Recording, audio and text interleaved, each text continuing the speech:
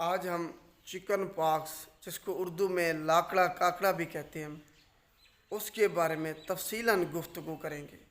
सबसे पहले हम इसकी वजूहात देख लेते हैं, कौन सी चीज़ चिकन पॉक्स लाकड़ा काकड़ा का सबब बनती है। जनाब, ये एक वायरल डिजीज़ है, एक वायरस जिसे हम वायरसिला जोस्टर, एक वायरस है, वो इसका सबब बनता है। उससे ये बीमारी फिर एक इंसान से दूसरे इंसान में मुंतकिल होती जाती है। ये एक छूती बीमारी है। अब हम इसकी अलामात देख लेते हैं। हमें कैसे पता चलेगा कि फ़लाँ शख्स को चिकन पॉक्स या लाकड़ा काकड़ा है। इनकी अलामात में सबसे पहले छोटे छोटे लाल रंग के दाने नमूदार होंगे आपके जिस्म पर, सुर्ख रंग के। फिर वो फैलते जाएंगे और छाले नुमा बन जाएंगे, उनमें फिर फ्लूइड भर जाएगा, जिसकी वजह से आपको बहुत ज़्यादा दर्द होगी, तकलीफ़ होगी। सबसे पहले वो दाने आपके चेहरे पर, आपकी कमर पर नमूदार होंगे। इसके बाद पूरे आपके जिस्म पर फैल जाएंगे, हत्ता कि आपकी आंखों पर भी वो दाने निकल सकते हैं, आपके मुंह पे और आपके जो अज़ाए मखसूस हैं वहाँ पर भी वो दाने फैल जाते हैं। और ये एक छूती बीमारी है, एक इंसान से दूसरे इंसान में मुंतकिल होती है। आपको बहुत ज़्यादा तेज़ बुखार होगा, खाना खाने को आपको दिल नहीं करेगा और आपके पेट में दर्द होगा। ये अलामात हैं, इसकी साइंस एंड सिम्टम्स हैं चिकन पॉक्स लाकड़ा काकड़ा की।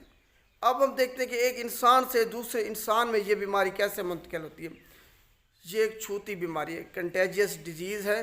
तो ये एक इंसान से दूसरे इंसान में वायरस है, खांसने से, छींकने से, या फिर आपके जो फ्लूइड है, जो छाले हैं, उससे अगर कोई हाथ लगाते तो एक इंसान से दूसरे इंसान में मुंतकिल होगी। आपके सलाइवा से या म्यूकस आपका किसी भी जगह से अगर खारिज हो रहा है तो उससे भी ये बीमारी एक इंसान से दूसरे इंसान में मुंतकिल हो सकती है।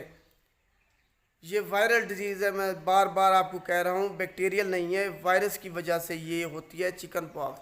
तो इंतहाई तेज़ी के साथ फैलती है। अब हम देखते हैं कि हम अपने आप को इससे कैसे महफूज रख सकते हैं और दूसरे लोगों को भी इससे महफूज रखा जा सकता है। आपने सबसे पहले इसकी जो वैक्सीनेशन है वो करानी है। सरकारी अस्पताल में इसकी वैक्सीनेशन कराई जाती है चिकन पॉक्स की। जब भी बच्चा पैदा होता है उसके बाद इसकी वैक्सीनेशन स्टार्ट कर दी जाती है, जिसकी वजह से वो बच्चा उस बीमारी से, चिकन पॉक्स से महफूज रहता है। आपने मास्क पहनना है, भीड़ वाली जगह पे इकट्ठा नहीं होना। अगर किसी को चिकन पॉक्स है, किसी आपके घर वाले को, बच्चे को, तो उसको घर में ही रखना है। अस्पताल में लेकर अगर जाना है तो उनको बताना है कि मेरे बच्चे को चिकन पॉक्स लाकड़ा काकड़ा है, ताकि दूसरे लोग भी इससे महफूज रह सकें।